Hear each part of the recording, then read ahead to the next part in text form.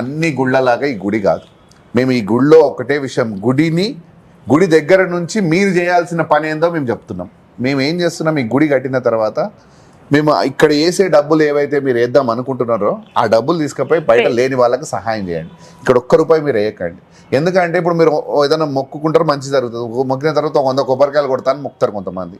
100 కొబ్బరికాయలు కొడితే అయితే 4,000 ఏమవుతుంది. అవి తీసుకుపోయి ఆ కొబ్బరికాయలు పక్కకు పడేస్తాం మేము. మాకు ఏ ఉపయోగం లేదు వాటితోటి. అదే 100 కొబ్బరికాయల పైసలు తీసుకెళ్ళి లేని వానికి సాయం చేస్తే ఒక కుటుంబాన్ని, ఒక జీవితాన్ని కాపాడిన వాళ్ళం అవుతాం. ఇప్పుడు ప్రతి సోమవారం ఒక 1/2 లీటర్ పాలన్న శివయ్య నెత్తి మీద పోసేస్తాం. అవి ఎడిగిపోతున్నాయి, మోరిలేకపోతాయి. కానీ అవి లేక చచ్చిపోయే వాళ్ళు చాలా ఎంతమంది మంది అవే 1/2 లీటర్ పాలు తీసుకెళ్ళి లేని వాళ్ళ పిల్లలకు, గరీబుల పిల్లలకు తాగిపిస్తే ఆ పిల్లగాడు ఆరోగ్యమైన బాగుపడుతుంది. దేవుడు ఏం కోరుతాడు?